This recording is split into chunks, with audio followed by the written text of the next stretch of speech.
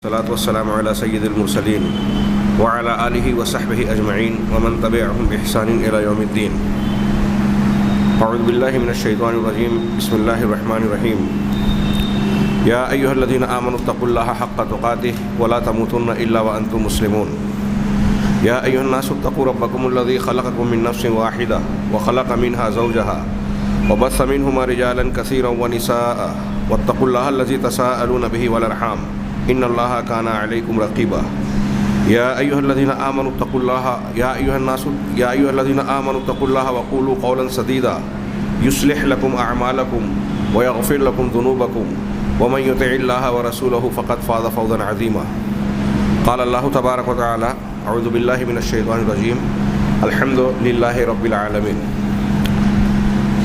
محترم حاضرین، گزشتہ درس میں ہم نے ایمان کے معنی اور مفہوم، اس کی اصطلاحی تعریف اور اہل سنت والجماعت کے نزدیک اس کے مرکب ہونے، اس میں عمل کے شامل ہونے، اس کے کم اور زیادہ ہونے سے متعلق کچھ باتیں پڑھی اور ایمان میں استثناء کا مسئلہ بھی جانا. اب ایمان کے ارکان کی تشریح میں ہم داخل ہو رہے ہیں. اس میں سب سے پہلی چیز اور بنیادی چیز ہے ایمان باللہ، اللہ پر ایمان رکھنا.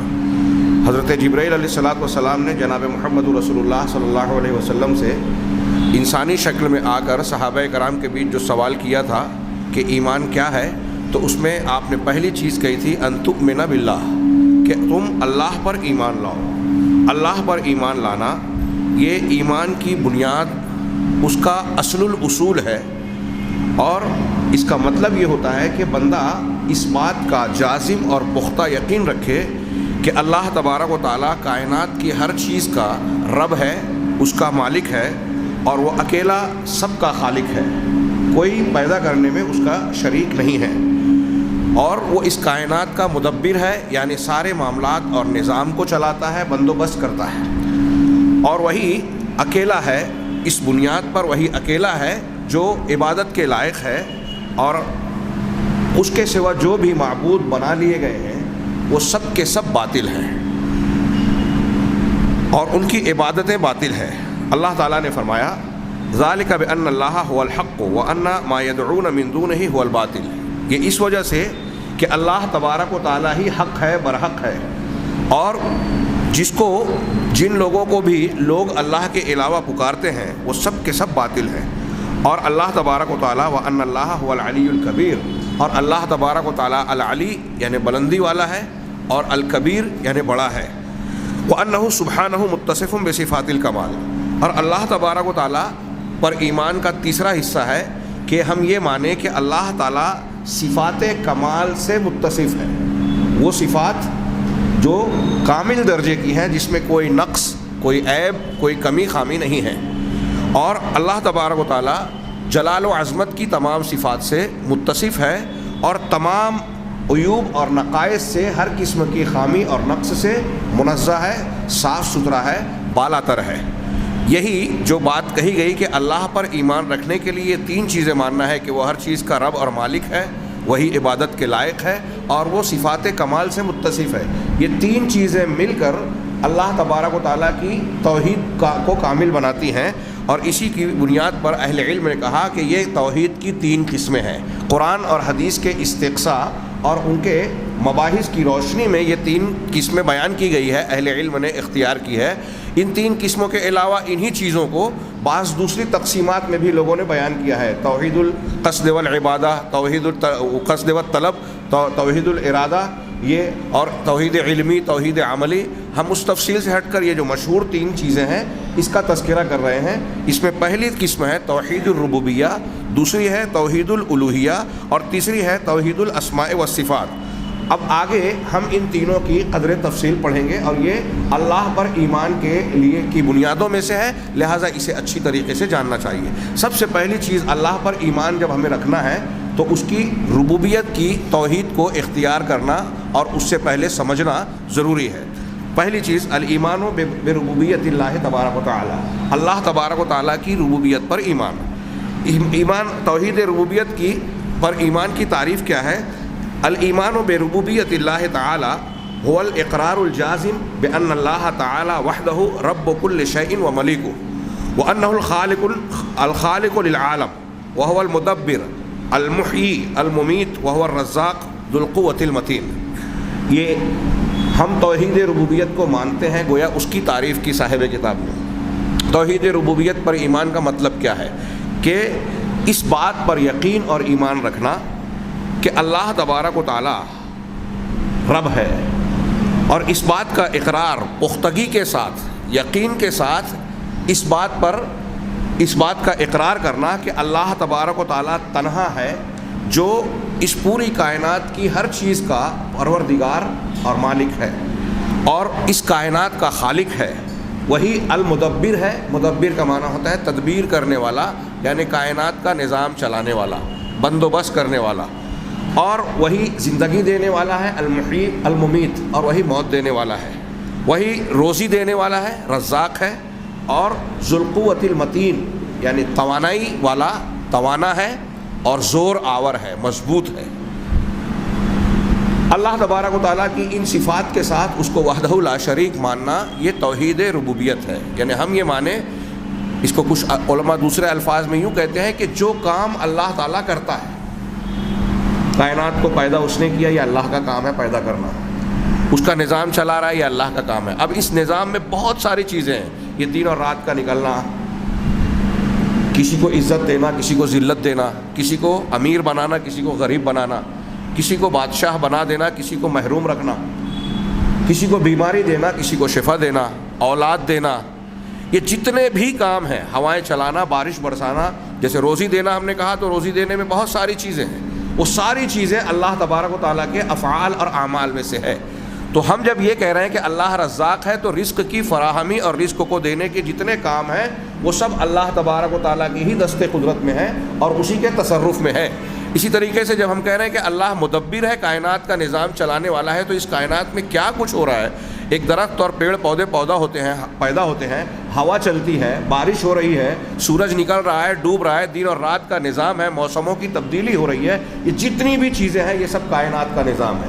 ہم جس زمین پر رہ رہے ہیں اس کے اوپر ہوا کا ایک غلاف ہے جس کو اوزون کہا جاتا ہے. یہ انتظام کس نے کیا؟ ہمارے لیے آسانی سے سانس لینے کا اور زمین پر آسانی سے چلنے کا انتظام کیا. زمین کو اس طرح بنایا کہ نہ ہم چلتے ہوئے اس میں دھس رہے ہیں اور نہ اتنی سخت ہے کہ اس میں فصل اور پیڑ پودے نہ اگ سکے، عمارتیں نہ بنائی جا سکیں. یہ زمین کو اس طریقے سے نہ بہت نرم دلدلی بنایا اور نہ بہت سخت جس میں کوئی چیز اگ نہ سکے، جس میں کوئی چیز بن نہ سکے، اس طرح نہ بنایا. یہ سارا انتظام اللہ تبارک و تعالیٰ کا ہے. یہ ہے اللہ تبارک و تعالیٰ کی ربوبیت پر ایمان رکھنا، یعنی وہ جو کچھ کام کر رہا ہے یہ ماننا کہ اللہ تبارک و تعالیٰ تنہا ہے جو یہ سارے کام کرتا ہے. ان کاموں میں کوئی بھی اس کا ادنا سا بھی شریک نہیں ہے. اب ربوبیت رب سے بنا ہے، اس کی تھوڑی سی تشریح جانیں. ربوبیت رب سے بنا ہے. رب یا ربو کا معنی ہوتا ہے پالنا پوسنا. اسی سے رب کا ہم ترجمہ کرتے ہیں پالنہار، پروردگار، پرورش کرنے والا. رب کا کلمہ کئی معنی پر اس کا اطلاق ہوتا ہے. عربی زبان میں اس لفظ کے معنی جو استعمال ہوتے ہیں، مالک کے معنی میں، جو مالک ہو، کسی چیز کا اختیار رکھنے والا. السید یعنی سردار، جو قوم و قبیلے پر یا لوگوں کے معاملات کا ذمہ دار ہوتا ہے. والمدبر، تدبیر کرنے والا، نظام چلانے والا، اس معنی میں بھی رب کا استعمال ہوتا ہے. المربی یعنی تربیت کرنے والا، جس کا ہم نے ترجمہ کیا پالنہار، پالنے پوسنے والا، نگہداشت کرنے والا. والقیم، نگراں. والمنعم، اور نعمت کرنے والا. یہ متصرف، مالک متصرف، اور یہ سارے معنی رب کے معنی میں شامل ہیں.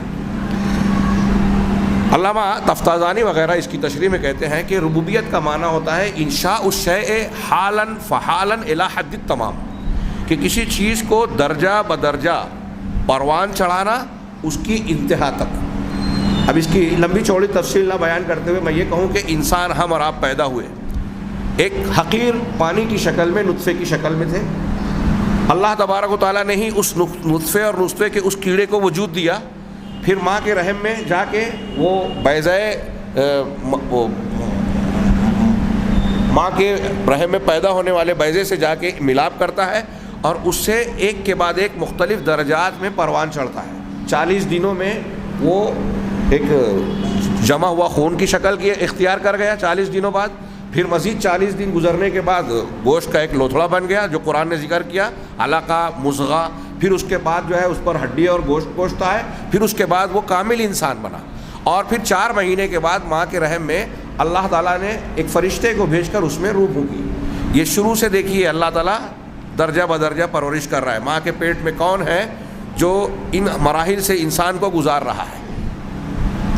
ماں باپ خود جو انسان کی پیدائش کا ذریعہ بنتے ہیں, کیا ان کا اپنا کوئی اختیار یا قدرت اس میں شامل ہے کہ جب چاہے حمل ٹھہر جائے, جب چاہے نہ ٹھہرے؟ ظاہر سی بات ہے کہ نہیں.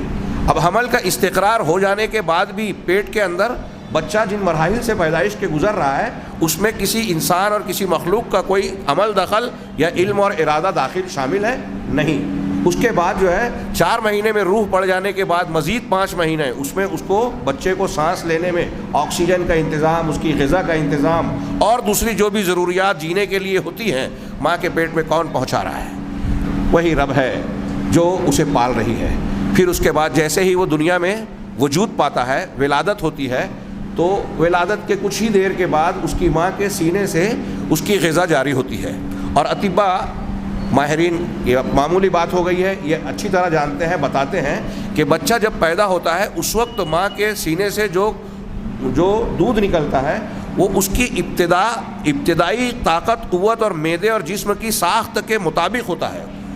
یعنی اس دودھ میں جو ابتدا میں ماں کے سینے سے نکلتا ہے وہ انسان کی اول ولادت کے تقاضوں کے مطابق ہوتا ہے. اس میں جو غذائیت ہوتی ہے, اجزاء ہوتے ہیں. جیسے جیسے بچہ بڑھتا جاتا ہے ماں کے دودھ میں بھی غذائیت اور قوت کے اجزاء تبدیل ہوتے جاتے ہیں. یہ تبدیلی کون کر رہا ہے؟ یہی اللہ کی ربوبیت ہے. مولانا ابوالکلام آزاد نے رب العالمین کی تشریح کرتے ہوئے بہت شاندار تفصیل بیان کی ہے. میں چاہتا ہوں, میں گزارش کرتا ہوں کہ ہر شخص کوشش کرے کہ وہ ضرور پڑھے. بہت شاندار بیان کیا ہے کہ الحمدللہ رب العالمین سورہ فاتحہ کی تفسیر میں رب العالمین کی تشریح کرتے ہوئے تو انہوں نے کہا ہے کہ اللہ کے رب ہونے کا ایک بہت ہی ادنا سا تصور ہم سمجھنا چاہتے ہیں اگر, تو وہ چیز دیکھیے جو ماں اپنے بچے کو پالتی پوستی ہے. ایک بچہ جب بول نہیں سکتا, اس کے جسم اور اعضاء اور ساخت انتہائی کمزور اور ناتواں ہوتے ہیں, وہ کیسے حالات میں ہوتا ہے. ایسی صورت میں بچے کی ماں اس کی کس طرح سے دیکھ بھال اور نگہداشت کرتی ہے.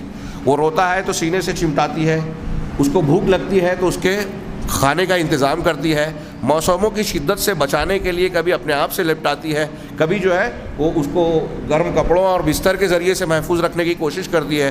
پیشاب پاخانے کی گندگی سے آلودہ ہو جائے تو فوراً اس کی صفائی کرتی ہے. کتنی بھی سردی ہو, کیسا بھی موسم ہو, اپنے آرام کو جو ہے بالائے طاق رکھ کے بچے کی نگہداشت کرتی ہے. یہ ساری چیزیں جو ایک ماں کرتی ہے, اور ان کاموں کو کرتے ہوئے ماں کے اندر جو جذبہ امومت ہوتا ہے, جس کو ہم اردو زبان میں ممتا کہہ لیں, وہ کہیں کسی جگہ پایا نہیں جاتا. ایک آدمی, جیسے ہمارے یہاں کہتے ہیں کہ گاندھی جی جو ہے وہ کہتے تھے کہ میری گائے ماں میری حقیقی ماں سے کئی وجہ سے زیادہ افضل ہے, اس لیے کہ میری حقیقی ماں صرف 2 سال دودھ پلاتی ہے اور زندگی بھر خدمت لیتی ہے, اور گائے ماں زندگی بھر دودھ پلاتی ہے. ایسی بکواس نہ کا منقول ہے گاندھی جی جیسے آدمی سے. لیکن گاندھی جی نے اس بات پر غور نہیں کیا, ماں نے اپنے پیٹ میں جو بچے کو رکھا, جس جذبے کے تحت رکھا, جس تکلیف اور دکھ کو اٹھایا, اس کا تصور بھی نہیں کیا جا سکتا گائے یا کسی جانور کے تعلق سے. اور پیدائش کے بعد ماں نے اپنے بچے کے پالن پوشن میں, دیکھ بھال میں, نگہداشت میں جو تکلیفیں اٹھائی, اور تکلیفوں اور محنت کرنے کے اٹھانے کے اور محنت کرنے کے ساتھ ساتھ اس نے جو جذبہ محبت و شفقت کو نچھاور کیا اپنے بچے پر, اس کا ایک ادنا سا تصور بھی کسی اور جگہ پر ہم دیکھ نہیں سکتے, نہیں کر سکتے. تو یہ گائے وائے یا کسی جانور کے تعلق سے اس کا ہم کیسے موازنہ کر سکتے ہیں؟ یہ انتہائی حماقت اور حماقت کی بات کہلاتی ہے. تو مولانا آزاد نے کہا کہ ایک ماں اپنے بچے کی نگہداشت کے لیے جو کچھ کرتی ہے, جس میں صرف کھانا کھلا دینا, پانی پلا دینا, دودھ پلا دینا شامل نہیں ہے, بلکہ ایک مستقل عمل ہے جس میں ماں کا جذبہ امومت شامل ہے, ممتا کا جذبہ اور شفقت اور قربانی اور ایثار کا بھرپور مظاہرہ ہوتا ہے. یہ ساری چیزیں مل کر جو ماں اپنے بچے کی پرورش اور نگہداشت کرتی ہے, اس کو ایک ہم ربوبیت کا بہت ہلکا سا تصور کہہ سکتے ہیں. اللہ تبارک و تعالیٰ کی ربوبیت اس سے کہیں زیادہ وسیع ہے. اس نے تو انسان کو وجود بخشا اور انسان کو وہ ساری چیزیں دی جس کی اس کو ضرورت تھی. اب ہم اپنے وجود پر، اپنی ضروریات کے پورا ہونے پر، اپنی ذات کے اندر، اپنی ذات کے باہر، اس ماحول میں اور پوری کائنات میں غور کرتے جائیں تو توحید ربوبیت کی اور اللہ کی ربوبیت ہر جگہ ہمیں نظر آئے گی۔ یہ ہماری جسم کی ساخت دیکھیے، آنکھ کہاں ہے، ناک کہاں ہے، کان کہاں ہے، یہ کس نے بنایا؟ ناک جس جگہ پر ہے، آنکھ جس جگہ پر ہے، یہ کس نے طے کیا؟ غور کیجئے، اپنے وجود پر غور کیجئے۔ یہ تو ظاہری ساخت کی بات ہے۔ انسان کوئی چیز بناتا ہے، ہم لوگ مثال دیتے ہیں کہ جب پہلا ٹیلی فون بنایا گراہم بیل نے تو اس کی کیا شکل رہی ہوگی؟ اس کمرے میں اس کمرے سے دھاگے سے جوڑ کے جب اس نے بات کی اور پہلا ٹیلی فون بنایا، اس کی کیا شکل رہی ہوگی؟ آج اگر گراہم بیل جو مر چکا ہے اس کو زندہ کیا جائے اور فون کی جدید شکلیں دیکھے تو وہ حیرت زدہ رہ جائے گا کہ کیسی ساخت کی چیزیں بن گئی ہیں۔ کمپیوٹر، موٹر گاڑیاں اور دوسری بہت ساری چیزیں جب پہل بنی وہ دیکھیے اور آج کا ماڈل دیکھیے، کتنی ترقی ہو گئی ہے۔ تو انسان جو بھی چیز بناتا ہے اس کے ماڈلز میں چینجنگ ہوتی ہے اور ہر نیا ماڈل پچھلے سے کچھ بہتر مانا جاتا ہے۔ لیکن اللہ تبارک و تعالیٰ نے جس چیز کا جو ماڈل بنایا ہے، انسان کا، جانوروں کا، حیوانات کا، پیڑ پودوں کا، درختوں کا، پہاڑوں کا، دریاؤں ندیوں کا، ان میں آپ دیکھیے کہ کوئی انسان یہ نہیں کہہ سکتا کہ یہ انسان کی ساخت، اس میں اگر یہ چیز یہاں نہیں یہاں ہوتی تو بہتر ہوتی۔ ہماری آنکھ کو اس کے مقام سے ہٹا کر تھوڑا پھیلا دیا جائے تو انسان ڈراؤنا لگنے لگے گا، خوفناک لگنے لگے گا۔ ناک کو اس کے مقام سے ہٹایا جائے تو کس جگہ پر فٹ کریں گے انسان طے نہیں کر سکتا۔ تو اللہ تبارک و تعالیٰ نے جس چیز کو جہاں رکھا ہے انتہائی موضوع، انتہائی درست، الذی خلقک فسواک فعدلک فی ای صورت ما شاء رکبک، جس نے پیدا کیا، الذی خلقک فسواک، اور نقص درست کیے، سبح اسم ربک الاعلی الذی خلق فسوی، جس نے تسویہ کیا، برابر سرابر بنایا انسان کو۔ آپ غور کیجئے، یہ اللہ کی ربوبیت کی نشانیاں ہیں۔ اور اس طرح سے اگر آپ غور کریں تو میں اگر ایک ایک چیز پر مثالیں دوں اور آج کی جدید سائنسی تحقیقات کی روشنی میں بھی مزید ہم غور کریں تو اللہ تبارک و تعالیٰ کی ربوبیت پر مزید ایمان بھی بڑھے گا، اس کی دلیلیں بھی ملے گی، اور یہ بحث کسی موضوع کہیں کسی اور پر ختم ہی نہیں ہوگی۔ آگے آ رہا ہے، ایک شاعر نے عربی کے کہا وَفِي كُلِّ شَيْءٍ لَهُ آیَةٌ، کہ کائنات کی ہر چیز میں اللہ کی نشانی ہے، تدل علی انہ واحد، جو دلالت کرتی ہے کہ وہ اکیلی ہے، ایک ذات ہے۔ اللہ تبارک و تعالیٰ کی ربوبیت یا اس پالن پوشن کی بات ابھی کہہ رہا ہوں، دلائل کی بات آگے آ رہی ہے کہ اللہ تبارک و تعالیٰ کی یہ ربوبیت ہمیں اپنے آپ میں، اپنے وجود میں، ماں کے پیٹ سے لے کر انشاء الشیء حالاً فحالاً الی حد تمام والی جو تشریح ہے علامہ تفتازانی نے جو کی ہے، کہ آپ غور کیجئے، ولادت سے پہلے سے نطفے کی شکل سے لے کر جان پڑی، اس کے بعد ولادت ہوئی، اس کے بعد درجہ بدرجہ انسان بڑھا، پہلے بچپن تھا، پھر جوانی آئی، پھر بڑھاپا آیا، پھر اس کے بعد موت آ گئی۔ ابھی زندگی کا خاتمہ نہیں ہوا ایمان کے مطابق، بلکہ اس زندگی کے خاتمے کے بعد برزخی زندگی شروع ہوئی۔ اب وہ قبر کے گڑھے میں ہو یا لاش کو جو ہے چیل کوے کھا گئے ہو یا سمندر میں ڈال دی گئی ہو، وہ برزخی زندگی ہے۔ اب برزخی زندگی کے اندر بھی اللہ تبارک و تعالیٰ کی نگرانی چل رہی ہے، اور قرآن و حدیث کے مطابق اس کے ساتھ نیکی اور برائی کے مطابق جیسا اس کا عمل اور عقیدہ تھا، اس کے مطابق وہاں معاملات ہوں گے، جس کی تفصیلات قرآن و حدیث میں بیان کی گئی ہیں۔ پھر اس کے بعد دوبارہ زندہ کیا جائے گا، میدان محشر میں اکٹھا کیا جائے گا، اس کا حساب و کتاب ہوگا، اور حساب و کتاب کے بعد اس کو آخری منزل میں جنت یا جہنم میں پہنچایا جائے گا الی حد تمام۔ یہ ہے اللہ کی ربوبیت کہ پیدائش سے لے کر جنت اور جہنم تک اللہ تبارک و تعالیٰ نگرانی کر رہا ہے اور سارے معاملات کی دیکھ بھال کر رہا ہے۔ یہ اللہ تبارک و تعالیٰ کی تدبیر ہے اور ربوبیت ہے، جس کو ہم رب کا کہتے ہیں، اور رب کا معنی پالن ہار، پرورش کرنے والا، نگہداشت کرنے والا کیا جاتا ہے۔ اللہ تبارک و تعالیٰ کا وَأَمَّا الرَّبُّ مِنْ حَيْثُ كَوْنِهِ اسْمًا مِنْ أَسْمَاءِ اللَّهِ تَعَالَى، اب رب کا لفظ جب اللہ کے ناموں میں سے ایک نام کی حیثیت سے استعمال کیا جاتا ہے تو اس کا معنی ہوتا ہے من لہ الخلق والامر والملک، وہ ذات جس کے لیے ساری مخلوق ہے اور امر ہے۔ مخلوق یعنی مادی طور پر ہمیں دنیا اور کائنات میں جو بھی نظر آ رہا ہے، آسمان، زمین، پیڑ پودے، جو نظر نہیں آ رہا ہے، عرش وغیرہ سب، تو مادی طور پر جتنی بھی مخلوقات ہیں سب کی طاقت، قوت، اختیار اسی کا ہے، وہی اس کا مالک ہے۔ رب کا معنی یہ ہے، اور امر بھی اسی کا ہے، یعنی کائنات میں جو غیر مرئی طور پر جو نظام چل رہا ہے، حکم چل رہا ہے، یہ سورج اور چاند ستارے کس کے بنائے ہوئے نظام پر چل رہے ہیں؟ یہ ہوائیں کیسے چل رہی ہیں، بارش کب ہوگی، کتنی ہوگی، کیسے ہوگی، کہاں ہوگی، اور کہاں فائدہ پہنچائے گی کہاں نقصان پہنچائے گی یہ اس کے امر کے تابع ہے۔ ہوا یہ معمور ہے، کتنی تیز سے چلے، کبھی طوفان کی شکل اختیار کر لے، کبھی ہوا کے نرم اور نسیم کے ٹھنڈے جھونکے چلے، یہ کس کے حکم سے چل رہی ہے؟ یہ اللہ تعالیٰ کے حکم سے چل رہی ہے۔ اللہ تعالیٰ اس لیے کہ وہ رب ہے، تو رب وہ مخلوق جس کے حکم کے تابع ہے، جس کے اختیارات کے تابع ہے، اور امر اور حکم بھی اسی کا ہے۔ والملک، اور پوری کائنات کی سلطنت اسی کی ہے، پورا ملک اسی کا ہے۔ وہ فہو رب کل شیء، نتیجہ یہ ہے کہ اللہ تبارک و تعالیٰ ہر چیز کا رب ہے، یعنی ہر چیز کا مالک ہے۔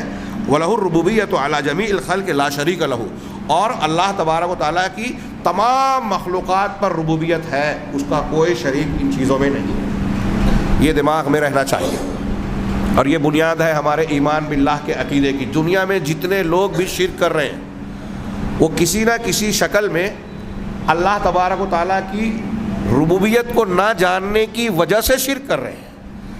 کوئی اگر کسی اور سے مانگ رہا ہے تو وہ یہ سمجھ رہا ہے کہ فلاں بزرگ بابا بھی شفا دے سکتے ہیں یا دلوا سکتے ہیں۔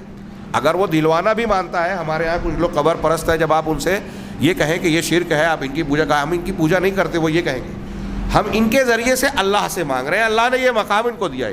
حالانکہ یہ ٹھیک وہی جواب ہے جو مشرکین مکہ اللہ کے نبی صلی اللہ علیہ وسلم سے دیتے تھے، اور کہتے تھے کہ لات و منات کو، ان بتوں کو ہم اس لیے نہیں پوجتے کہ ان کو اللہ مانتے ہیں، نہیں، ہم اس لیے ان کی پوجا پاٹ کرتے ہیں کہ ان کو وسیلہ بنا کے ان کے ذریعے سے اللہ کا تقرب چاہتے ہیں اور اللہ ہی سے مانگتے ہیں۔ ہم یہ مانتے ہیں کہ خالق مالک رب اللہ ہے، یہ مشرکین مکہ بھی مانتے تھے جو ابھی آگے آ رہا ہے۔ تو اگر کوئی شخص یہ مانتا ہے کہ اللہ تعالیٰ ہی سے مانگ رہے ہیں لیکن ان کو بیچ میں وسیلہ یا واسطہ بنا رہا ہے، یہ دلوائیں گے، تو دلوانے والا عقیدہ رکھنا بھی اس بات کو اللہ کی ربوبیت میں گویا اس کی مخالفت ہے، خلاف ورزی ہے۔ کیسے؟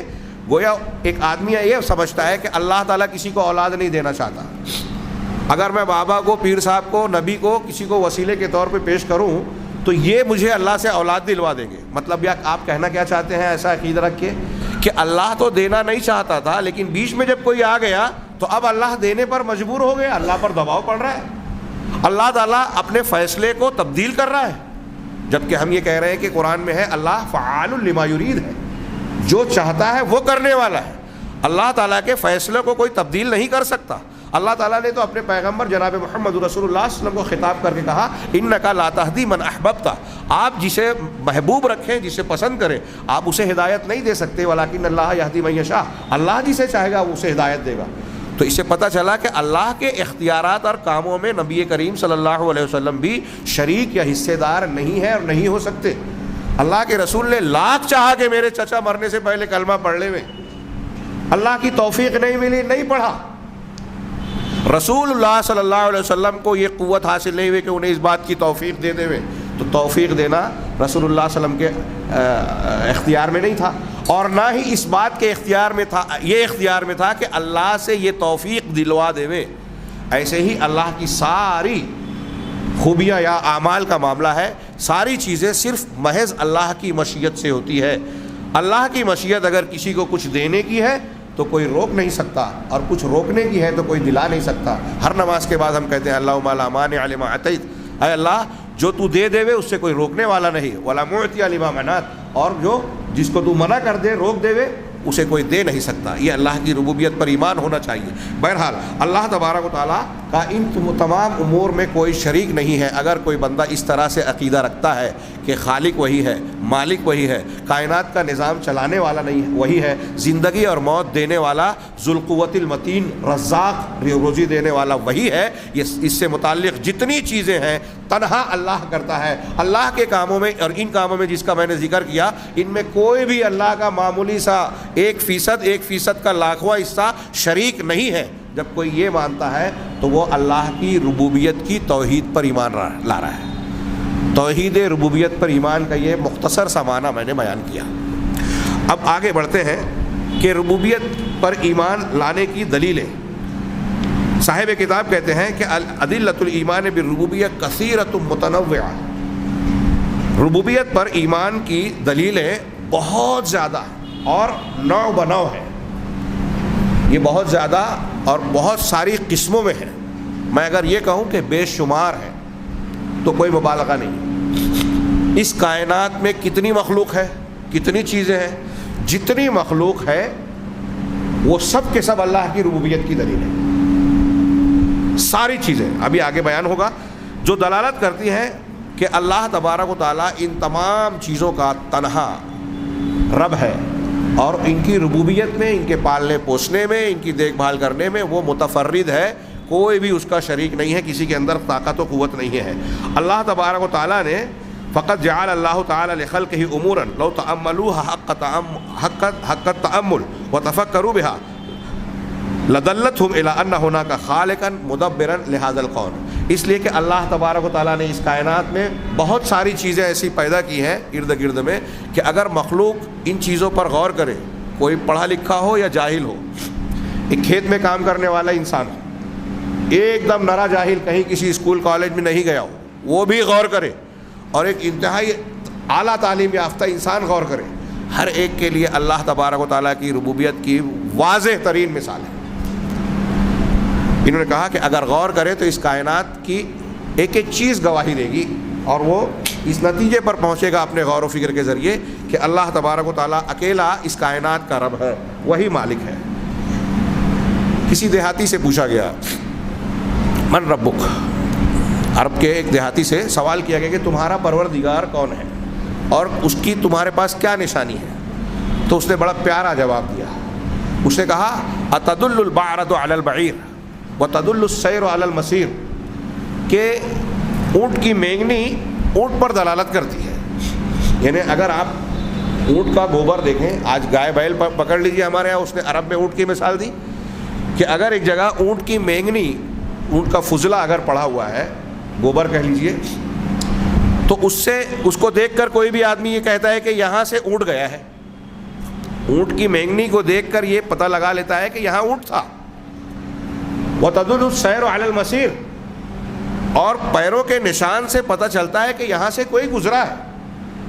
پیر کا نشان دیکھ کر آدمی یہ جان لیتا ہے کہ یہاں کوئی چلنے والا آیا تھا، انسان آیا تھا، تبھی اس کا نشان ہے.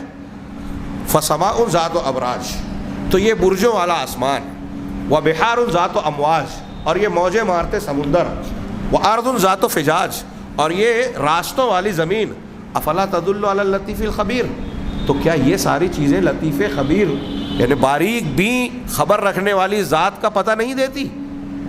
اونٹ کی مینگنی دیکھ کے آپ اونٹ جان جاتے ہو، نقش قدم کو دیکھ کر آپ گزرنے والے کا پتہ لگا لیتے ہو. یہ آسمان، زمین، پہاڑ، پیڑ پودے اور سمندروں کو دیکھ کر یہ پتہ نہیں لگتا کہ ان کا پیدا کرنے والا کوئی ہے.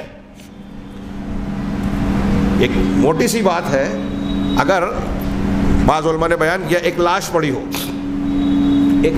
ہو اور کوئی یہ کہے کہ یہ یوں ہی مر گیا، اس کے اوپر، اس کے جسم پر چاقو لگا ہوا ہے، اور کہا کہ اس چاقو نے خود بخود اس کا قتل کیا، کوئی تسلیم کرے گا؟ کوئی نہیں مانے گا. اگر ایک فعل ہوا ہے تو اس کا فاعل یقیناً ہے، اور فاعل کون ہوگا؟ جو اس فعل کے کرنے کی قدرت رکھتا ہے. اگر کوئی بولے کہ بندر بہت ذہین ہوتے ہیں لیکن 25-30 بندروں نے مل کر ایک کمپیوٹر بنا لیا تو کوئی مانے گا؟ ہاں، بلیوں نے جو ہے ایک راکٹ میں داخل ہو کر اس کو چلایا اور اڑا لیا اور چاند پہ پہنچ گئے یا بلندیوں پہ چلے گئے، کوئی تسلیم کرے گا؟ اس لاش کو جو دیکھا ہے کسی اس دروازے نے قتل کیا ہے یا اس پنکھے نے اس کو مار دیا ہے، کوئی تسلیم کرے گا؟ اس پر کیس بنایا جائے گا؟ نہیں، کیونکہ کوئی بھی عقل والا یہ مانے گا کہ یہ پنکھا چاقو اٹھا کر کسی کے جسم میں ڈال نہیں سکتا، گھونپ نہیں سکتا. بندر کتنے بھی ذہین ہو جائیں وہ مشینوں اور آلات کا استعمال کرنے کو نہیں جانتے. تو جو فعل کی قدرت نہیں رکھتا وہ فاعل نہیں ہو سکتا. یہ عقل کا کھلا فتویٰ ہے. اب بڑا بتائیے کہ اس کائنات میں یہ بیج سے لے کر، دانوں سے لے کر آسمان تک اتنی بڑی بڑی جو مخلوقات چھوٹی سے لے کر بڑی تک نظر آ رہی ہے، جب یہ ہے تو ان کا موجود ہونا اس بات کی دلیل نہیں ہے کیا کہ ان کو وجود دینے والا ہے؟ ہر وجود اپنے موجد کی دلیل ہے. جیسے مقتول لاش کا ہونا اس بات کی دلیل ہے کہ کوئی نہ کوئی قاتل ہے. کھانا پکا ہے تو اس کا مطلب یہ کہ کوئی نہ کوئی پکانے والا ہے. میرے جیب میں یہ موبائل ہو، سر پر جو ٹوپی ہے، بدن پر جو کپڑا ہے، اس کے بارے میں اگر کوئی بھی یہ کہے گا کہ بغیر کسی سینے والے کے یہ سل گیا، بغیر کسی بنانے والے کے بن گیا، بغیر کسی بننے والے کے یہ بن گیا، تو کوئی بھی تسلیم نہیں کرے گا، ہنسے گا۔ تو اب آپ سوچئے کہ اگر کوئی یہ کہتا ہے کہ یہ آسمان ہے لیکن اس کو کسی نے بنایا نہیں، یہ دریا، پیڑ پودے، پہاڑ، انسان، بہت سارے جانور، ان کو کسی نے بنایا نہیں، اگر کوئی یہ کہتا ہے تو اس سے بڑھ کر بے وقوف کون ہوگا؟ ایک حکایت نقل کی جاتی ہے، کچھ لوگ امام ابو حنیفہ رحمہ اللہ کی طرف منسوب کرتے ہیں، کچھ دوسرے علماء کی طرف، کہ ایک شخص تھا جس نے کہا کہ اس کائنات کا کوئی پیدا کرنے والا نہیں ہے، اور میں چیلنج کرتا ہوں کہ میری اس بات کو کوئی غلط ثابت کر دے۔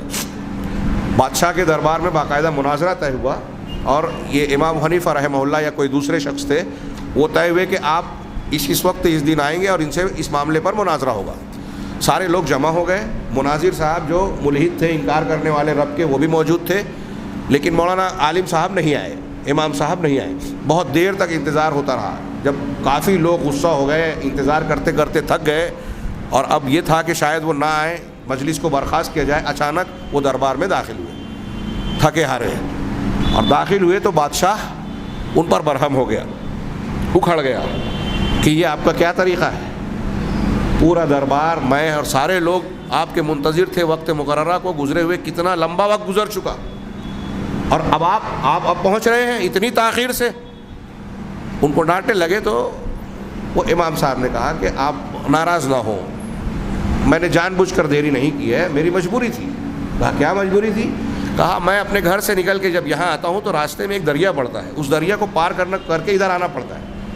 جب میں اپنے گھر سے نکل کے دریا کے کنارے پہنچا تو میں نے دیکھا کہ وہاں کوئی آدمی نہیں ہے، نہ کشتی ہے، نہ دریا کو پار کرنے کا کوئی سادھن اور ذریعہ ہے، نہ کوئی اور انسان نظر آ رہا ہے۔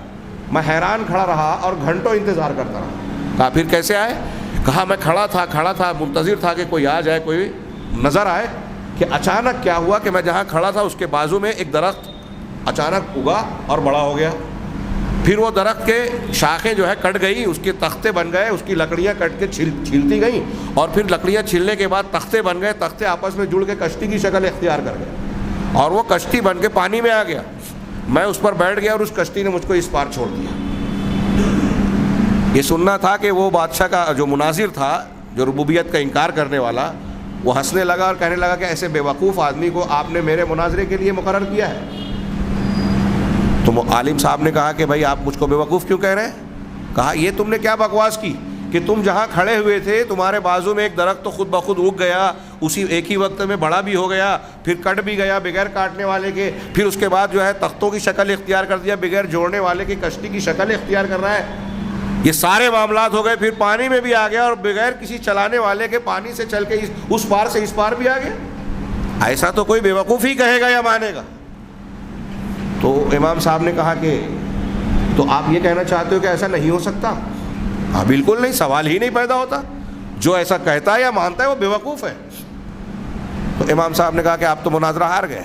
کہا یہ لو اور بڑی بے وقوفی کی بات، ابھی مناظرہ شروع ہی نہیں ہوا اور آپ کہہ رہے ہیں کہ ختم بھی ہو گیا۔ کہا ہاں ختم ہو گیا۔ ختم اس لیے ہوا کہ تم خود کہہ رہے ہو کہ ایک کشتی خود نہیں بن سکتی، درخت آپ و آپ ایک لمحے میں اگ نہیں سکتا بغیر اللہ کے نظام کے، بغیر نظام کے مطابق خود سے کٹ نہیں سکتا، جڑ نہیں سکتا، ایک کشتی خود سے چل نہیں سکتی، اس پار سے اس پار لگ نہیں سکتی۔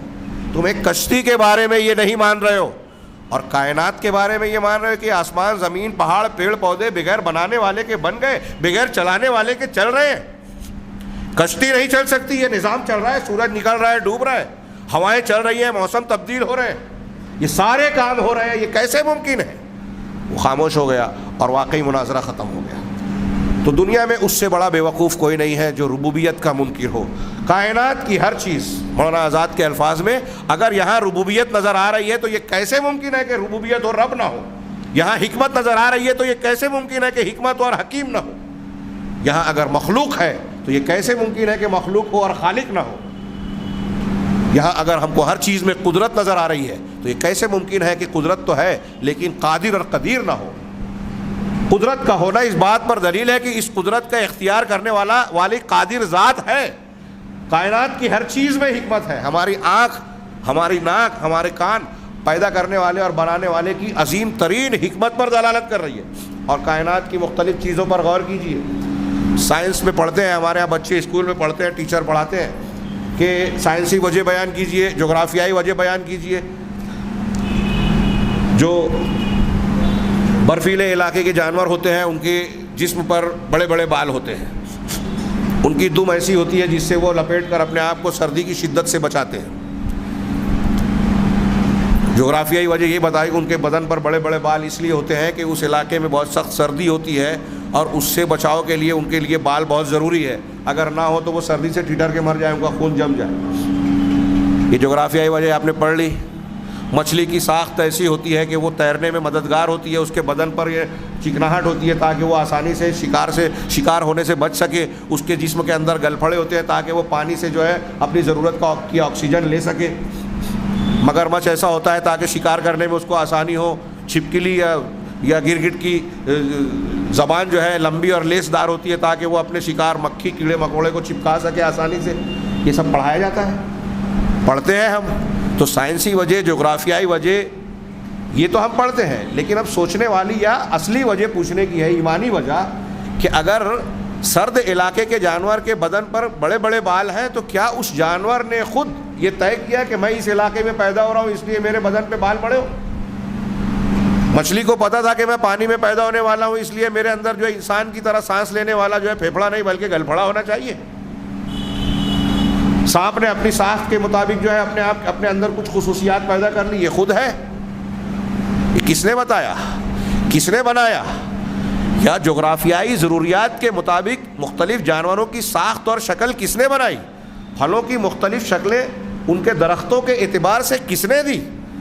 بلی کو کس نے یہ شعور دیا کہ جب بچہ پیدا ہوتا ہے تو اس کو تھوڑی تھوڑی دیر پہ جگہ تبدیل کرے، ورنہ ان کی بو محسوس کر کے بلہ جو ہے آئے گا اور اس کو پھاڑ کھائے گا؟ یہ کس نے یہ شعور دیا؟ مختلف قسم کی چیزوں پر غور کیجئے. تخلیق میں مختلف علاقے کے اعتبار سے اللہ تبارک و تعالیٰ نے ایک علاقائی ضروریات کے مطابق غذاؤں میں، پھلوں میں الگ الگ قسم کے وٹامنز، پروٹین اور اجزاء رکھے ہیں. آج جب سائنس کے لوگ تحقیق کرتے ہیں تو کہتے ہیں کہ اس علاقے کے لوگوں کے لیے اس علاقے میں پائے جانے والے پھل کی ضرورت ہے. بعض اطباء کا آج کہنا ہے کہ انسان جہاں رہتا ہے، جیسے ہم مالیگاؤں میں رہتے ہیں، یہاں کے آس پاس میں 150 کلومیٹر کے اندر، 100 سے 150-200 کلومیٹر کے اندر جو چیزیں پیدا ہوتی ہیں، اگر وہی چیزیں آپ استعمال کریں، ان سے باہر کی چیزیں استعمال نہ کریں تو آپ کبھی بیمار نہیں پڑیں گے. کھانے پینے میں، رہائش میں یہیں کی مٹی پتھر کو استعمال کر کے آپ اپنا گھر بنائیں، عمارت بنائیں. کھانے پینے میں وہی چیز استعمال کریں جو آپ کے 100, 150, 200 کلومیٹر کے دائرے میں پائی جاتی ہے. کیوں؟ اس لیے کہتے ہیں کہ قدرت نے انسان کو جہاں بنایا ہے وہاں کے ماحول، آب و ہوا کے مطابق وہاں کی چیزوں کو پیدا کیا ہے. اسی میں اس کی غذائی ضروریات ہے، جسمانی ضروریات ہے اور دواؤں کی ضروریات بھی موجود ہیں. جو بیماریاں یہاں ہو سکتی ہیں ان بیماریوں کا علاج یہاں کے پھلوں میں، سبزیوں میں، یہاں پیدا ہونے والی غذاؤں میں موجود ہے. یہ ساری باتیں کس نے پیدا کی؟ اب آپ غور کرتے جائیے. اور ایک درخت کے اندر، درخت کے اندر ایک پتی کے اندر موجود سبز مایہ، اس کی باریک باریک نسیں. ہمارے یہاں ذروں کو بھی کیا ہے جو ہے تجزیہ کیا جاتا ہے، ایٹم بم بناتے، بولتے ہیں کہ ایٹم کو توڑا جاتا ہے. ایک ایٹم یعنی کسی بھی جز کی وہ آخری شکل جس کے بعد مزید اس کو توڑا نہیں جا سکتا، اس کو ایٹم کہتے ہیں. اور اس کو توڑ دیا جائے تو دھماکہ ہوتا ہے. بم بنانے کے اصول میں گویا یہی بتاتے ہیں، الیکٹران، نیوٹران اور پروٹون، اس میں 3 اجزاء ہوتے ہیں. یہ اتنی باریک باریک ایک چھوٹے سے ذرے میں ایک کائنات ہے. یہ کیا خود بخود بن گیا؟ یہ کسی بنانے والے نے نہیں بنایا. یہ خود سے یہ ساری چیزیں، اگر دنیا میں کائنات میں کوئی انسان ایسا عقیدہ رکھتا ہے کہ یہ چیزیں خود بخود بن گئی، کسی پیدا کرنے والے یا بنانے والے نے نہیں بھی، اس سے بڑا بے وقوف کون ہوگا؟ جو میں نے ابھی سوال کیا کہ ایک ایک چیز میں انتہائی باریکی نظر آ رہی ہے، حکمت نظر آ رہی ہے. پانی کے جانوروں کے پانی کے جینے کے اعتبار سے ان کی ساخت اور ان کے ساری خصوصیات اور صلاحیتیں نظر آ رہی ہے. خشکی میں رہنے والے جانوروں کے اندر ان کی صلاحیتیں نظر آ رہی ہیں. ہواؤں میں اڑنے والے پرندوں کی ہڈیاں جو ہے کھوکھلی ہوتی ہیں، ان کو ہوا میں اڑنے میں آسانی ہوتی ہے. ان کے پروں میں کئی 100 قسم کے پر بنائے، جیسے ہی بارش ہوتی ہے تو اپنے اس پر کو اوپر کر لیتے ہیں جس سے پانی ان کے بدن کو ٹچ کیے بغیر جو ہے باہر نکل جاتا ہے اور ان کو نقصان نہیں پہنچاتا. یہ ساری خصوصیات اور ضروریات کے مطابق کس نے کیا وہ خود بخود پیدا کیے ہیں؟ ظاہر سی بات ہے کہ یہ ساری چیزیں اس بات پر گواہی دیتی ہے کہ اس کائنات کی ایک ایک چیز کو پیدا کرنے والا خالق ہے، ان کو پیدا کرنے والی ایک ذات ہے اور وہی رب ہے۔ اب غور کیجئے کہ دنیا میں جن لوگوں کی پوجا پاٹ کی جاتی ہے، جن لوگوں کی عبادت کی جاتی ہے، یہ بت، پتھر، دیوی دیوتا، انبیاء کرام، حضرت عیسیٰ علیہ السلام ہوں، حضرت مریم ان کی والدہ ہوں، نبی کریم صلی اللہ علیہ وسلم ہو، دیگر پیغمبر ہوں، اولیاء اور صالحین ہوں، یا کسی کی بھی عبادت کی جاتی ہو، یہ سارے لوگ مل کر بھی کیا ان میں سے کسی چیز کو پیدا کر سکتے تھے؟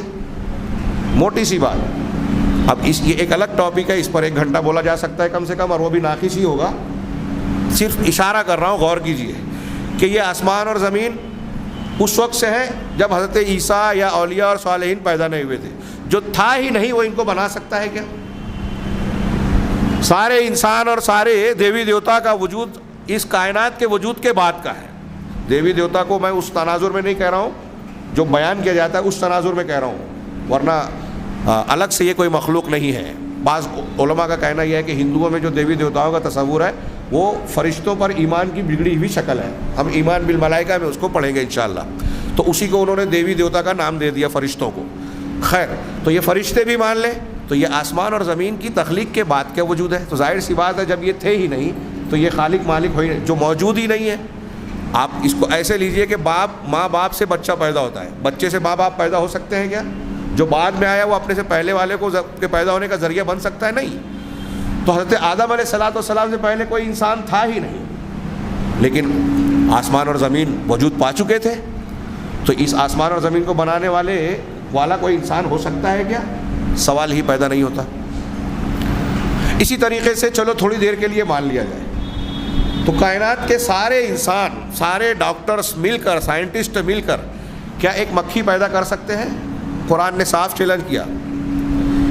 سورہ حج کی وہ آیت مشہور ہے کہ جن کو تم اللہ کے سوا پوچھتے پکارتے ہو، ماں کیا ہے، لن یخلقوا ذبابا، وہ ایک مکھی بھی ہرگز پیدا نہیں کر سکتے، وَلَوِ اجْتَمَعُوا لَهُ، چاہے سب لوگ اکٹھا ہو جائیں، سارے لوگ۔ کوئی یہ نہ کہیں، ابھی نوجوانوں کے دماغ میں ایک سوال آ سکتا ہے کہ آج انسان کلون بناتا ہے، ایک وجود سے اس کا کلون نکال کر دوسرا وجود بھو بہو اس کی شکل میں دے سکتا ہے۔ جانوروں پر اس کا تجربہ کیا گیا، اور اس کو عیسائی لوگ اپنے مذہب کے اعتبار سے بھی غلط کہہ رہے ہیں، یہودی بھی غلط کہہ رہے ہیں، لیکن تجربہ کیا گیا اور کہا کہ انسان میں بھی کلون بنائے جا سکتے ہیں۔ تو اگر ایسا بنا سکتے تو کیا اس کو خالق کہا جائے گا؟ جی نہیں۔ اگر آپ کے یا میرے جسم سے کلون نکال کے اس کو میرے جیسا انسان، آپ کے جیسا انسان اگر بنا بھی لیا جائے تو اس کو پیدا کرنا نہیں بولا جائے گا، کیونکہ جو کلون لے رہے ہیں وہ تو اللہ کے پیدا کیے ہوئے وجود سے ہی لیا جا رہا ہے۔ آج جو پیڑ پودے پھل پھول پیدا ہو رہے ہیں، فصلیں کسان اگاتا ہے تو اللہ تعالیٰ کے پیدا کیے ہوئے بیج کو زمین میں ڈالتا ہے، پھر اس کو پانی دیتا ہے، آبپاشی کے تمام اصولوں کو بروئے کار لاتا ہے، پھر قدرتی نظام اس کو بڑھاتا ہے۔ یہ ایسے ہی ہے جیسے میاں بیوی کا ملاپ ہوتا ہے اور دونوں کے ملاپ سے بچے کی پیدائش ہوتی ہے، تو اس بچے کو پیدا کرنے والا آدمی نہیں کہلا سکتا۔ اگر کوئی ایسا کہتا ہے تو یہ بے وقوف ہے۔ میں نے اس سے پہلے شاید کسی خطاب میں ذکر کیا تھا کہ راجستھان کے ایک نوجوان سے میری گفتگو ہوئی، میں نے پوچھا آپ کس کو عبادت کے لائق مانتے ہیں؟ تو اس نے کہا کہ میں اپنے ماں باپ کو پوجا نہیں مانتا ہوں، کہ ان کو پوجا۔ کہا، میں نے پوچھا کیوں؟ کہا ان کی وجہ سے پیدا ہوا۔ تو کیا انہوں نے، میں نے سوال کیا کہ کیا انہوں نے اپنی مرضی سے تم کو پیدا کیا؟ بولے آپ کہنا کیا چاہتے ہیں؟ میں نے اس سے پوچھا کہ فرض کرو آپ کی شادی ہو، آپ اپنی بیوی سے ملے، تو کیا یہ آپ کے اختیار میں ہے کہ جب چاہے بچہ پیدا ہو جائے، جب چاہے بچی پیدا ہو جائے، جب چاہے کوئی پیدا نہ ہو؟ کہا نہیں، یہ میرے اختیار میں نہیں ہے۔ کہا پھر کس کے اختیار میں ہے؟ اور اگر بچے کی استقرار حمل ہو جائے آپ کی بیوی کے پیٹ میں، تو کیا آپ یہ کوشش کر سکتے ہیں کہ اس کو بیماریوں سے محفوظ رکھیں، اس کے اندر کوئی عیب نقص نہ ہو، باہر سے اس کو اگر کوئی تکلیف ہو رہی ہے تو باہر سے آپ اس کو کوئی مدد پہنچا سکتے ہیں؟ کہا نہیں، میں نہیں کر سکتا۔ کہا کون کرتا ہے؟ مطلب آپ اپنے بچے کی پیدائش کے خود سے چاہنے سے نہیں کر سکتے پیدائش، اور نہ اس میں آپ کا کوئی اختیار اور دخل ہے، یہ تو قدرت کا ایک پروسیجر ہے، آپ اس پر عمل کر رہے ہیں۔ اس نے چاہا تو آپ کو مل گئی اولاد، تو آپ اپنے بچے کو پیدا کرنے والے نہیں ہیں، اسی طرح آپ کے والدین آپ کو پیدا کرنے والے نہیں ہیں۔ قرآن کہتا ہے کہ سورج اور چاند کی عبادت نہ کرو، لا تسجدوا للشمس ولا للقمر واسجدوا للہ الذی خلقہن، سورج اور چاند کو سجدہ نہ کرو، اس ذات کو سجدہ کرو جس نے سورج اور چاند کو پیدا کیا۔ تو ایسے ہی ماں باپ کی پوجا مت کرو، اس کی پوجا کرو، اس کی عبادت کرو جس نے ماں باپ کو پیدا کیا۔ تو میں بیان یہ کر رہا تھا، بات پھیلتی جا رہی ہے، اور حقیقت میں یہ موضوع ایسا ہی ہے کہ آپ جتنا بولے کم ہے، جتنا بولے کم ہے، کہ آپ غور کرتے جائیں کائنات کے ایک ایک وجود میں، ان کے اندر باریکیوں میں کتنی، میں نے کہا ذرے کے اندر الیکٹران نیوٹران میں جائیے آپ، یا کسی کائنات، ہمارے انسان، ہمارے اندر خون ہے، خون کے اندر ہیموگلوبین اور پلیٹلیٹ، ابھی سائنس کہتا ہے کہ 2 لاکھ قسم کا پروٹین ہے ہمارے خون میں، اور اس میں سے اکثر کے فنکشن کو آج تک انسان جان نہیں سکا کہ کون سا پروٹین کیا کام کرتا ہے۔ ایک ڈاکٹر اسپیشلسٹ ہوتا ہے کسی چیز کا، لیکن اسی کے مریض کو لے جاؤ تو کچھ محنت کرنے کے بعد کہتا ہے کہ جتنا میں کر سکتا تھا کیا، اب اوپر والے کے ہاتھ میں۔ یہ گویا وہ جانتا ہے کہ مجھے جو اسباب بتائے گئے اور جو میں نے اسٹڈی کی ہے اس کی روشنی میں تو میں کوشش کر رہا ہوں، لیکن اس کا اصل خالق، مالک اور پورے اختیارات کا مالک اللہ ہے۔ جہاں سے ڈاکٹروں کے اختیارات ختم ہوتے ہیں، وہاں سے اس پروردگار کے شروع ہوتے ہیں۔ تو کائنات کا ایک ایک درخت، ایک ایک پودا لیجئے، ایک ایک وجود لیجئے، ہاں، ایک غبارے کے اندر کتنے ذرات ہوتے ہیں، ہاں، ایک غبارے میں کہتے ہیں 13 ملین اور 14 ملین یا کتنا بلین، وہ ہمارے یہاں حساب بھی مجھے یاد نہیں رہا، کہ اتنے ذرات ہوتے ہیں۔ اگر بڑا غبارہ لے لیں تو اس کے ذرات کی تعداد کو گننے کے لیے ہمارے کیلکولیٹر کا جو تعداد اور اجزاء ہے نا، کروڑ، لاکھ، کروڑ، بلین، ٹریلین، یہ سب ختم ہو جاتا ہے۔ تو اب اس کائنات پہ ہوا کا کتنا بڑا غلاف ہے، اس میں کتنے ذرات ہیں، مٹی کے کتنے ذرات ہیں، مٹی کے اندر کتنی مخلوقات ہیں، ان ساری چیزوں پر غور کرتے جائیے تو اللہ تبارک و تعالیٰ نے جو اپنی ربوبیت کے دلائل قرآن میں بیان کیے ہیں، اس کی طرف آپ دماغ ڈالیے۔ ان عقل کو غور کو دوڑانے کے بعد اللہ تبارک و تعالیٰ کا کلام یعنی قرآن مجید اللہ تعالیٰ کی ربوبیت کی دلیلوں سے بھرا پڑا ہے۔ اس میں سے اللہ تعالیٰ کا یہ قول ہے جو قرآن شروع ہوتا ہے، الحمدللہ رب العالمین۔ مولانا ابوالکلام آزاد کہتے ہیں کہ قرآن کا آغاز اس کلام سے ہوا ہے، اللہ بسم اللہ الرحمن الرحیم کے بعد الحمدللہ رب العالمین سے۔ مولانا آزاد نے بڑی پیاری بات کہی ہے کہ ایک انسان اگر اپنے آپ پر غور کرے، کائنات پر غور کرے، اپنے وجود پر اور موجودات پر غور کرے، تو جو سب سے پہلا کلام یعنی یہ چیزیں ہیں اور اس میں کیسی خوبصورتی ہے، کیسی باریکیاں ہیں، کتنی حکمتیں ہیں، ان پر جتنا غور کرتا جائے گا، غور کرنے کے بعد جو سب سے پہلا کلام اس کی زبان سے نکلے گا وہ یہی نکلے گا کہ تمام تعریف اس کے لیے، اس ذات کے لیے جس نے ان کو وجود دیا اور ان کا پروردگار ہے۔ اور یہی بات کہ الحمدللہ، تمام تعریفیں، الاستغراق کا مانا جاتا ہے تمام تعریف للہ ہے، اللہ کے لیے، اللہ کا، اللہ اس میں ذات ہے، تمام تعریف اللہ کے لیے۔ کیوں اللہ کے لیے ہے؟ اس کی دلیل یہ ہے کہ وہ رب العالمین ہے۔ اللہ کا تعارف بھی ہے، للہ ہے، اللہ کے لیے۔ کون اللہ؟ جو رب العالمین ہے۔ اور اللہ کے لیے تمام تعریف کیوں ہے؟ اس کی ایک کھلی دلیل جو آپ اپنی ننگی آنکھوں سے دیکھ سکتے ہیں۔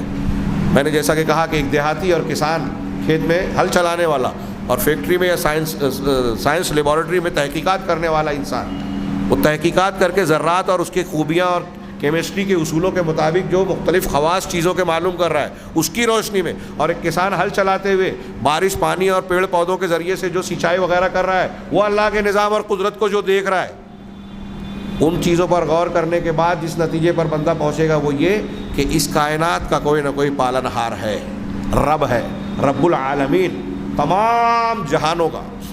جہانوں میں اب انسانوں کا، جناتوں کا، جانوروں کا، پرندوں کا، پیڑ پودوں کا، جمادات کا، پہاڑوں کا، سارے ایک ایک عالم مان لیا، تمام عالم کا پالنہار۔ عالم لفظ واحد بھی اگر استعمال ہو تو اس میں پوری کائنات شامل ہے۔ العالم عربی میں اس کی تشریح کرتے ہیں کل ما سوى اللہ فهو عالم، ہر چیز جو اللہ کے علاوہ ہے وہ عالم ہے۔ اب یہاں عالمین کہا تو اس کی مختلف تشریحات لوگوں نے کی کہ عالمین اگر ہم دنیا میں موجود مختلف مخلوقات کی جنس کے اعتبار سے دیکھیں، ایک ایک کو ایک ایک عالم قرار دیں تو یہ عالمین ہوا۔ اور ایک عالم یہ کہ دنیا کا عالم، برزخ کا عالم اور آخرت کا عالم، جنت و جہنم تک، یہ عالمین بھی مان لیں۔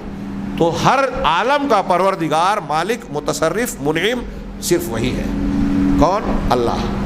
اور چونکہ وہی پروردگار ہے اس لیے وہ رب العالمین ہے۔ وہی پروردگار کیسے ہے؟ جو ابھی میں نے کہا، بات ادھوری تھی کہ کائنات کے سارے لوگ مل کے جب ایک مکھی پیدا نہیں کر سکتے تو یہ کائنات کیسے پیدا کر سکتے ہیں؟ دنیا کا کوئی انسان اپنے دل سے فتویٰ پوچھے کہ رام جی جو تصوراتی ہیں، تھوڑی دیر کے لیے ہم مان لیں پنڈت رام چندر جی، گرو نانک جی، کرشنا فلاں ڈیما، ہاں، حضرت عیسیٰ علیہ السلام، حضرت موسیٰ علیہ السلام، جناب محمد رسول اللہ صلی اللہ علیہ وسلم یا فرشتے، ان میں سے کوئی ایک مکھی پیدا نہیں کر سکتا۔ جب مکھی پیدا نہیں کر سکتے تو آسمان بنا سکتے ہیں، زمین بنا سکتے ہیں، آپ کو اور ہم کو بنا سکتے ہیں؟ نہیں بنا سکتے۔ جب نہیں بنا سکتے تو اس کا مطلب یہ کہ خالق، مالک اور رب یہ نہیں ہو سکتے۔ بالکل عقل کا کھلا ہوا فتویٰ، ہاں، کہ جب یہ پیدا ہی نہیں کر سکتے تو مالک کیسے ہو سکتے ہیں، تصرف کیسے کر سکتے ہیں، نظام کیسے چلا سکتے ہیں؟ اور یہیں سے اس بات کی دلیل پیدا ہو جاتی ہے کہ جب کوئی مالک نہیں ہے تو کوئی عبادت کے لائق نہیں ہے، وہ توحید الوہیت میں بحث آئے گی۔ تو تمام تعریف اللہ کے لیے ہے جو رب العالمین ہے۔ اور اللہ تعالیٰ نے فرمایا، دوسری آیت یہ قرآن سے توحید ربوبیت کی دلیل دے رہے ہیں۔ اللہ تعالیٰ نے فرمایا ان اللہ هو الرزاق ذو القوة المتین، اللہ ہی الرزاق ہے، خوب روزی دینے۔ ایک رازق ہے، ایک رزاق، فاعل اور فعال، عالم اور علام، علامہ اسی سے مبالغے کی ہاں لگا کے۔ تو اس کا معنی کیا ہے؟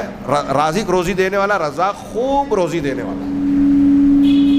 ہمارے یہاں لوگ ایک فلسفہ بیان کرتے ہیں کہ لوگ اگر اسی طرح سے آبادی بڑھتی رہی تو لوگ کھانے والے زیادہ ہو جائیں گے، غذائیں کم ہو جائے گی۔ حالانکہ آپ سروے رپورٹ دیکھیں گے تو کائنات میں کبھی کسی سال میں ایسا نہیں ہوا ہے کہ دنیا میں جتنی خوراک مختلف علاقوں میں پیدا ہوئی ہے، غذائی اجزاء اور اجناس یا چیزیں موجود تھیں، وہ کبھی بھی ایسا نہیں ہوا کہ وہ کھانے والوں سے کم رہی ہو۔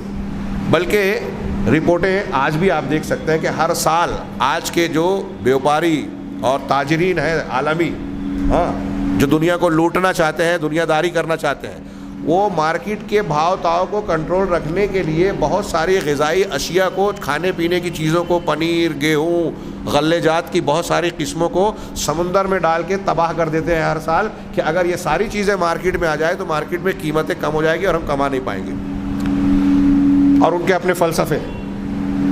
تو کبھی ایسا نہیں ہوا۔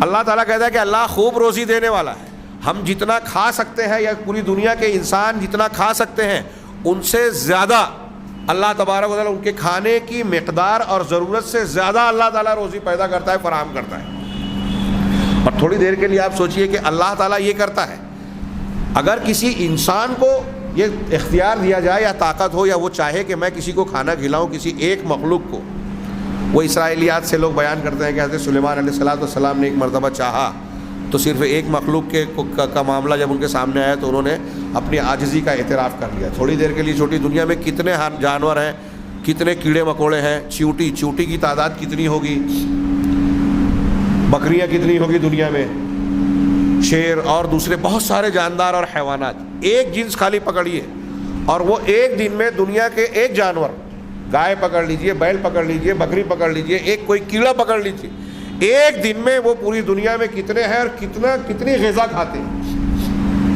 بہت سے جانور، کیڑے مکوڑے زمین کے اندر ہوتے ہیں، بہت سے ہواؤں میں ہوتے ہیں، جنگلوں میں ہوتے ہیں، بیابان میں ہوتے ہیں، کہاں کون ہم بہت سی چیزوں کو جانتے بھی نہیں، مخلوقات کو۔ آج نیٹ کے زمانے میں نیٹ پہ بہت سارے ایسے پرندوں کو، جانوروں کو ہم دیکھتے ہیں جن کو کبھی دیکھا نہیں تھا، اب ہم ان کو دیکھ رہے ہیں۔ تھوڑی دیر کے لیے سوچئے کہ یہ حیوانات، یہ جانور، یہ پرندے کتنی غذائیں استعمال کرتے ہیں ایک دن میں۔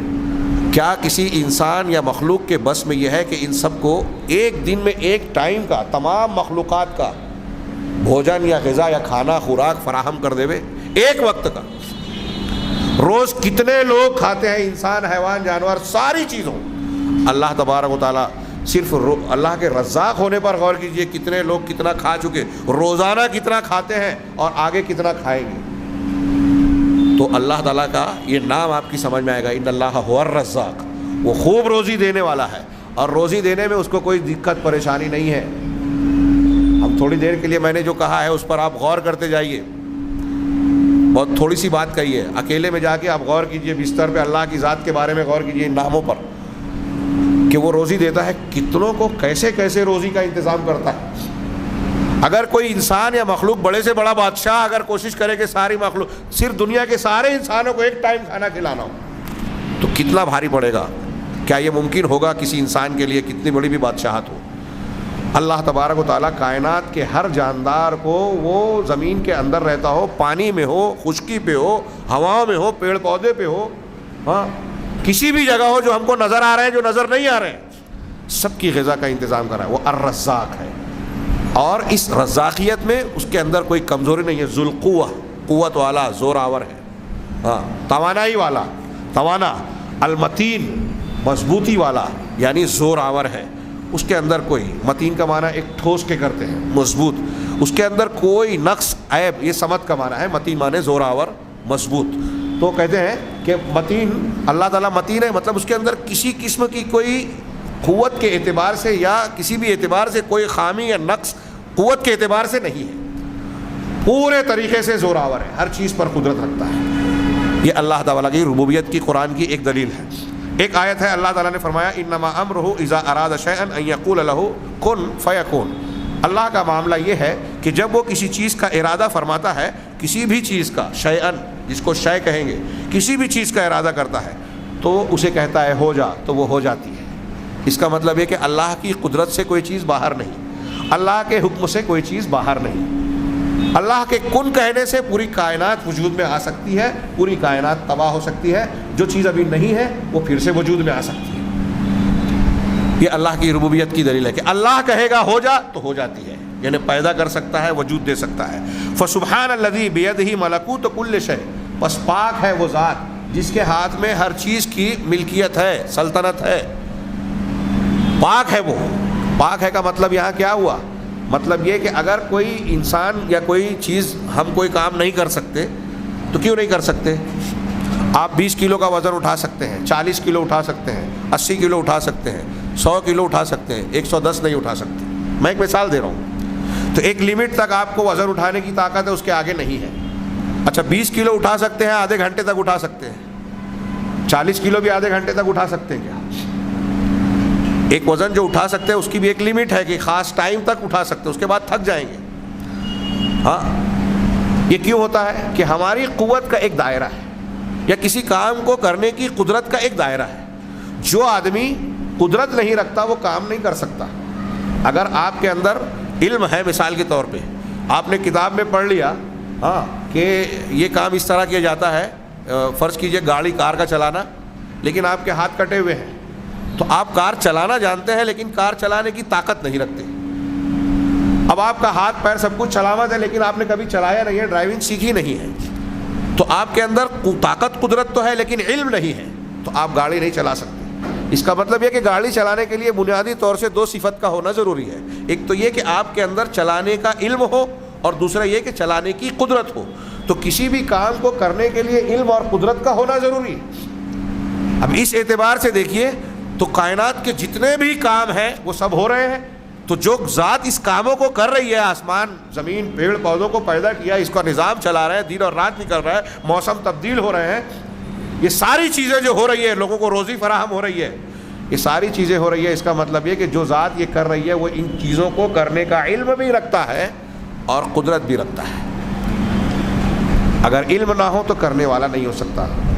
وہ آیت الکرسی والے کتاب سے میں نے ترجمہ کیا، اس سے پہلے تذکرہ کیا ہوں. ہاں ایک سعودی عالم نے ذکر کیا ایک واقعے کو، اور جامعہ اسلامیہ کے طلبہ میں سے رشیا کے طلبہ نے کہا کہ کاش یہ واقعہ ہمیں پہلے پتہ ہوتا. رشیا میں جو کمیونسٹ لوگ تھے جو اللہ کا انکار کرتے ہیں، خالق کا انکار کرتے ہیں، وہ ہمیں یہ دلیل دیا کرتے تھے. تو انہوں نے بتایا کہ ایک صاحب نے کہا کہ کون ہے جو کہتا ہے کہ صرف اللہ ہی پیدا کر سکتا ہے، میں بھی پیدا کر سکتا ہوں. لوگوں نے پوچھا بتائیے کیا ثبوت دیجئے. تو اس نے کہا کہ گوشت کا ایک لوتھڑا لایا گیا، اس پہ اس نے چرکے لگائے اور جانور کی لید اس میں بھر دی، گوبر وغیرہ، اس کو ایک ڈبے میں، ایک برتن میں پیک کیا، اور اس کو سیل لگا کے ایک آدمی کے پاس رکھا. کہا 3 دن بعد 2 دن بعد اسی ٹائم ہم یہاں آئیں گے، سب لوگ آئیے، میں بتاؤں گا کہ میں نے کیا پیدا کیا. وقت مقررہ پر لوگ پہنچے، اس ڈبے کو کھولا گیا تو اس گوشت کے لوتھڑے میں سڑنے کے بعد کیڑیاں پڑ گئیں. تو اس نے کہا دیکھو میں نے ان کیڑوں کو پیدا کیا. تو مجمع میں موجود ایک شخص نے سوال کیا کہ آپ اس کے خالق ہیں؟ کہا ہاں میں خالق ہوں. کہا آپ بتا سکتے ہیں کہ ان کی تعداد کتنی ہے؟ تو وہ چونکا، اس نے کہا کہ نہیں تعداد تو نہیں پتہ. کہا آپ بتا سکتے اس میں نر کون ہے مادہ کون ہے؟ کہا نہیں پتہ. کہا یہ جو روزی رزق کھا رہے ہیں اس کو آپ نے فراہم کیا ہے؟ کہا نہیں. کہا یہ کب تک زندہ رہیں گے آپ کیا جانتے ہیں؟ کہا نہیں. کہا پھر آپ خالق کیسے ہیں؟ الا یعلم من خلق وهو اللطیف الخبیر، کیا وہی نہ جانے گا جس نے پیدا کیا؟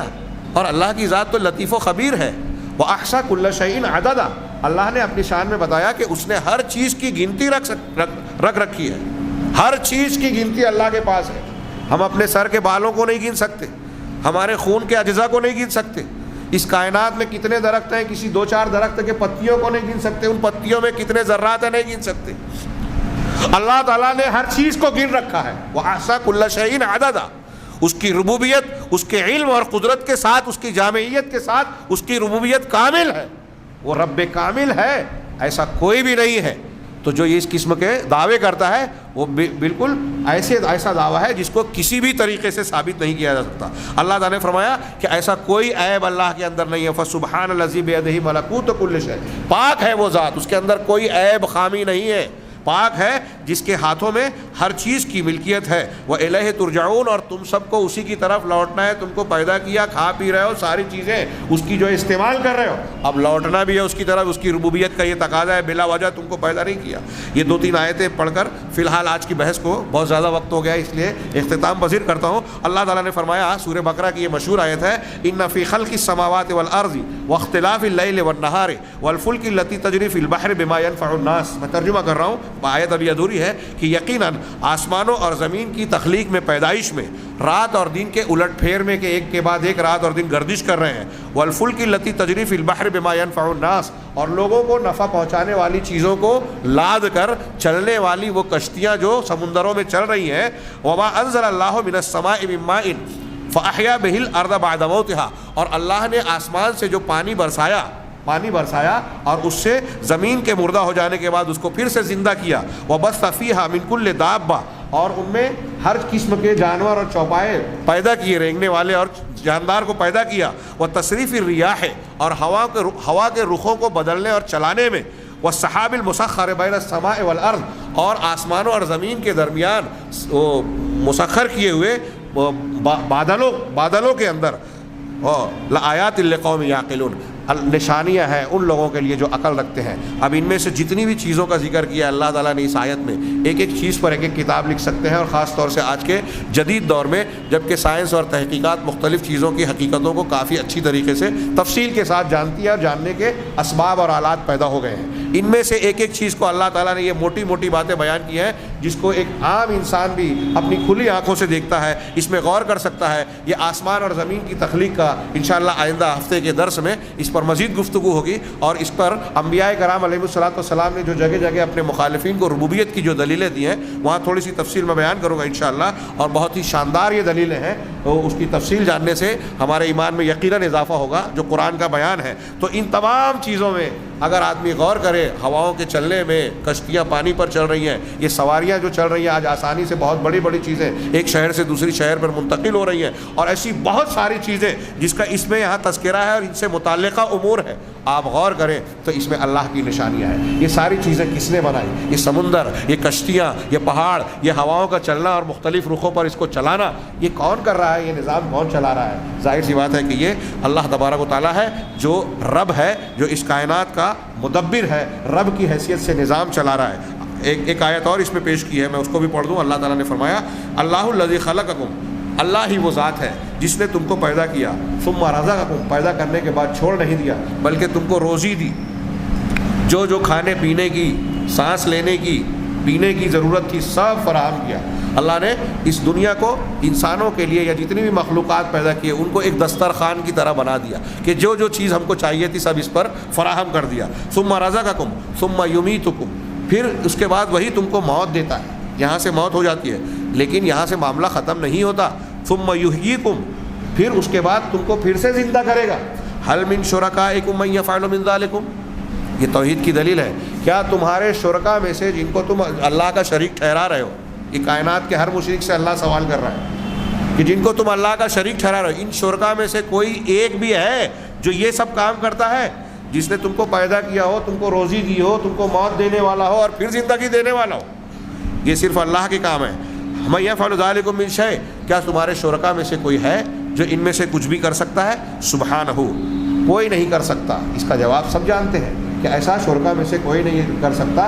اس کا مطلب یہ کہ اللہ کی ربوبیت میں, اللہ کے کاموں میں کائنات میں کوئی بھی اس کا شریک نہیں ہے۔ یہی توحید ربوبیت ہے کہ اللہ کو اکیلا ان سارے کاموں میں وحدہ لا شریک مانا جائے۔ سبحانہ، اللہ پاک ہے، وتعالی عما یشرکون، اور اللہ بلند و بالا ہے ان چیزوں سے جو یہ شریک ٹھہراتے ہیں۔ توحید ربوبیت کی عقلی فطرت کی کچھ دلیلیں باقی ہیں، اس کی کچھ بحثیں بھی باقی ہیں کہ مشرکین مکہ بھی توحید ربوبیت کو مانتے تھے، بلکہ علماء نے یہ بیان کیا ہے کہ پوری انسانی تاریخ میں کوئی قابل ذکر انسانوں کا کوئی گروہ، کوئی جماعت جس کو قابل ذکر کہا جائے، ایسی جماعت نہیں گزری ہے جو ربوبیت کا بالکلیہ انکار کرتی ہو، یا کوئی ایسی جماعت بھی نہیں گزری ہے جو دو رب کو ایک جیسا صفات اور افعال میں مانتی ہو۔ انشاءاللہ اس کی تفصیل آئندہ درس میں بیان کی جائے گی۔ اللہ تبارک و تعالیٰ سے دعا ہے کہ وہ ہمیں اپنی ذات اور صفات کا صحیح علم عطا فرمائے اور اس کی برکتوں سے دنیا اور آخرت میں کامیابی عطا فرمائے۔ وآخر دعوانا الحمدللہ رب العالمین۔